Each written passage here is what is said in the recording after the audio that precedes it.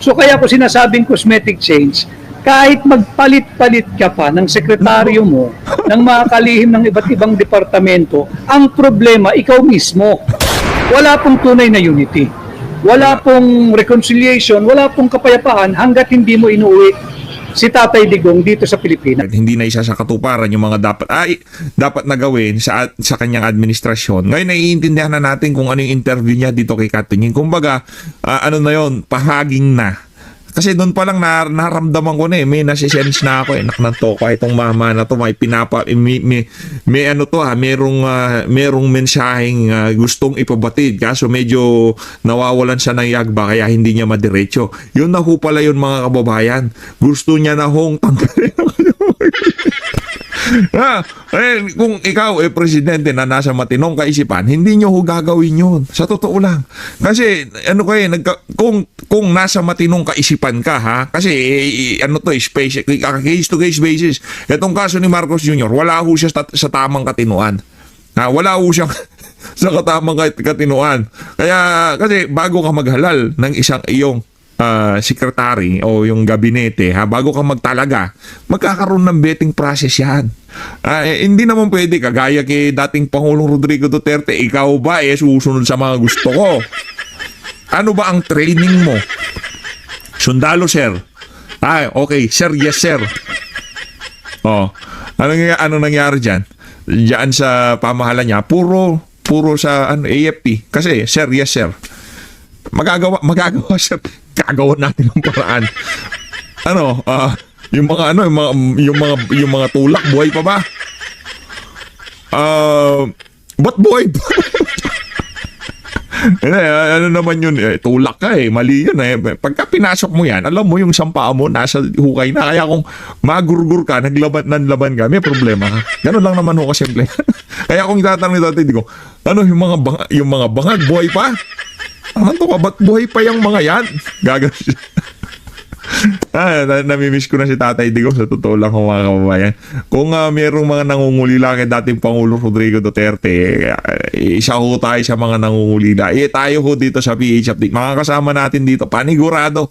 Kasi sa kadami-dami na nangyari mga kaganapan, nandyan yung nagkaroon ng halalan, mga campaign sorties, hindi ho natin narinig ang kanyang tinig at marami na ho nakakamiss kay dating Pangulong Rodrigo Duterte. Patuloy lang ho nating ipanalangin ng kanyang mabuting karusugan, no? Sana makauwi siya dito at yung kung dumating man ang punto dahil nasa edad na rin nga ho yan, ang dalangin lang ho natin eto, gusto ko magkaroon pa siya ng another 10 years. 100 years old, di ka nga. Kung 120, much better.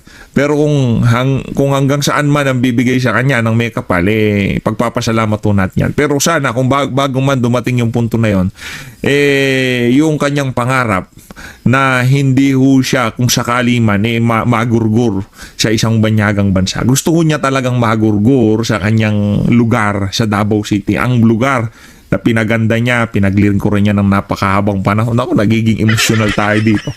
Pagka talaga pinag-uusapan yung mga ganyang klaseng bagay. Kasi narinig ho natin Hindi ko alam kung kay sa inyo, naaalala nyo pa yung sinasabi niya. Nung namatay si Joma sa Netherlands, diba, nagurguryang si Joma Sison, sabi niya, yan ang pinakamasakit na mangyari sa isang Pilipino na magurgur ka sa isang banyagang bansa.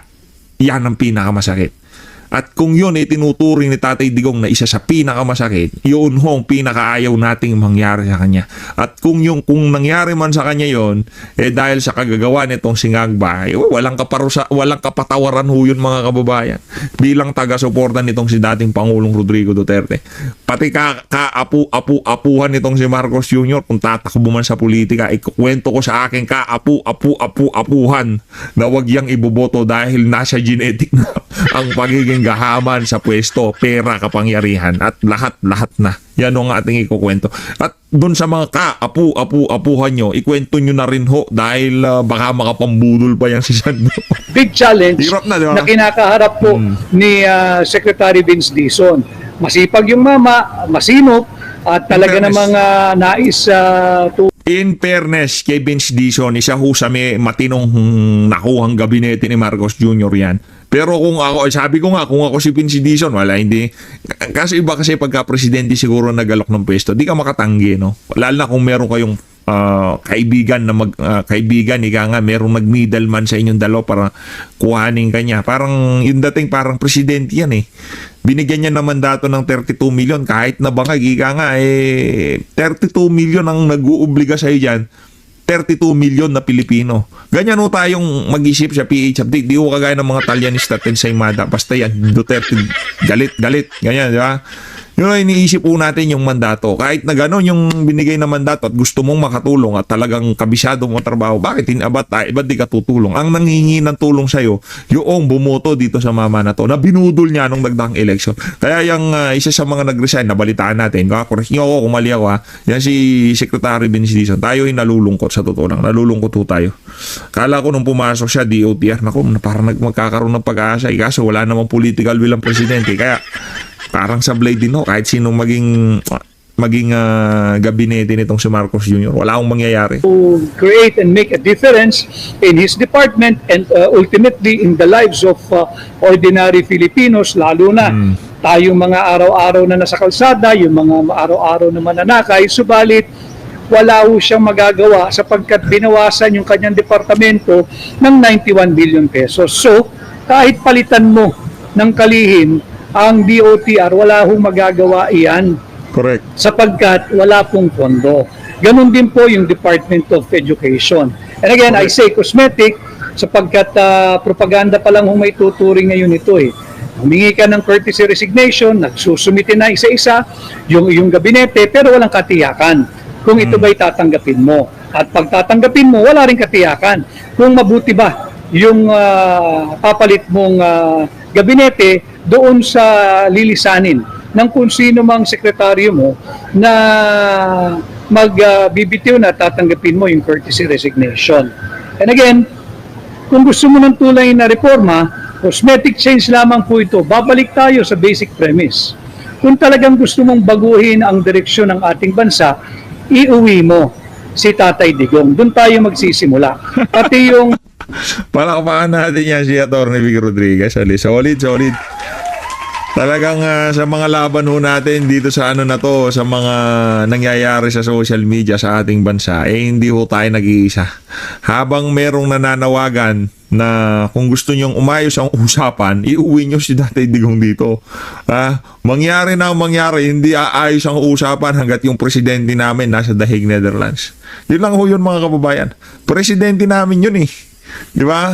Presidente ng PDP laban yun. No? Hindi man siya presidente ng Pilipinas, presidente ng PDP laban yun. Nandoon. Naging presidente ng Pilipinas yun. Presidente ko yun. Presidente ng maraming Pilipino yun. Mapahanggang sa ngayon. Siya ang tinitingnan na presidente kasi siya lang ang nagpaka-presidente. Si dating Pangulong Rodrigo Duterte. Hanggat hindi nyo inuuwi dito si Tatay Digong, wag muna. Kumbaga, wag muna tayo mag-usap. Pag nasa tamang katinoan ka na, doon tayo mag-usap, Brad. Kasi baka kung ano pa magagawa ko sa'yo. Saludo talaga ako. Ako talaga excited na ako para dito kay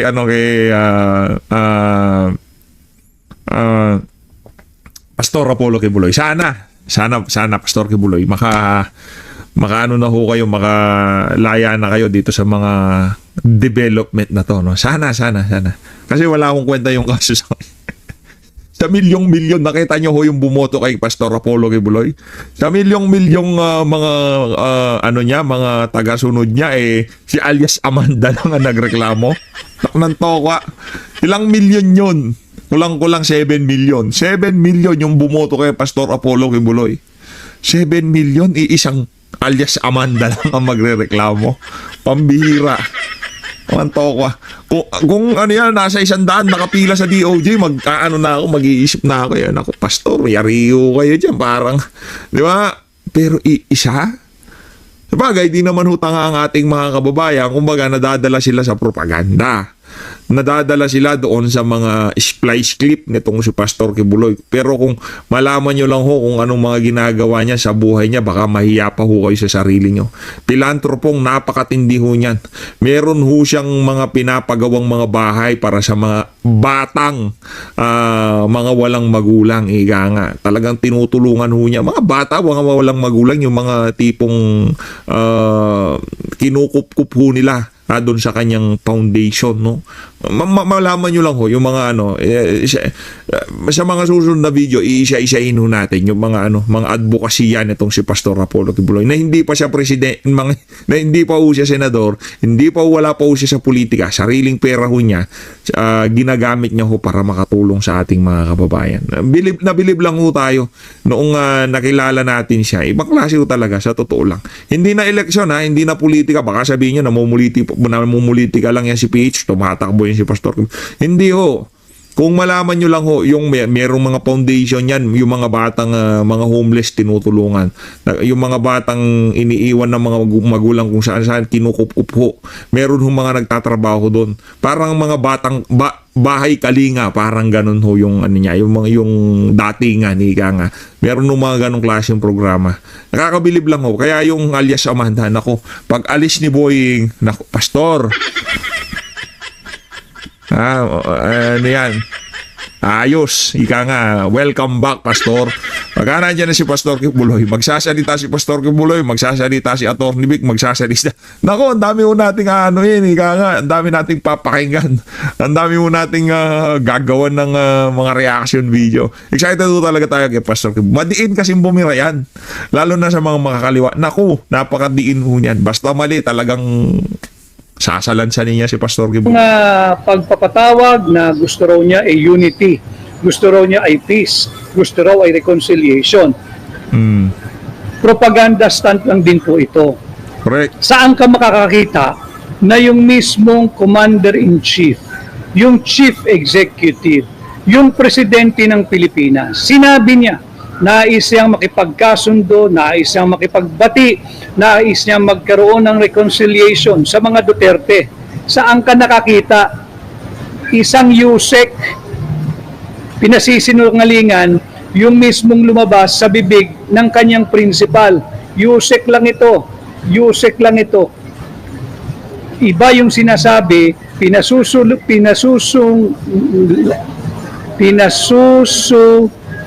ngalingan niya yung kanyang presidente. Hindi raw po yun patukoy kay sa pamilya Duterte, yung tawag na kapayapaan, reconciliation at unity. Ito raw po ay directed sa Filipino people. Imagine, Yusek lang. Tila sinasabi niyang sinungaling yung kanyang presidente dahil ang talagang konteksto daw nung sinabi ni Bongbong Marcos ay reconciliation at kapayapaan addressed to all the Filipino people, hindi sa pamilya Duterte. Tama, Pilipino rin naman ho sila. Pero binabago niya yung konteksto at yung tema ng mismong naging pahayag ng kanyang Pangulo, na mismong doon sa pahina social media page mismo ng kanyang Pangulo i-broadcast diyan sa podcast na yan. So paano ka maniniwala? Ito'y patuloy na bahagi ng napakahaba at elaborate na script ng pambubudol. Ngayon, yung hingi ng peace, unity, and reconciliation, tama na yung landas na tinatahak niya nung simula nung 2021 at 2022. And I'm part of it. Remember, we were campaigning with the message of unity and continuity. Unity and continuity. Siya rin naman ang sumira doon. Kaya yung sinasabi na ayaw na niya ng kaaway, wala naman ho nakikipag-away sa kanya. Siya ang nang-away sa mga taong hindi niya dapat inaway. Siya yung nang-away at nanggipit at nanakit sa mga taong tunay na nagmamalasakit sa kanya, nandyan.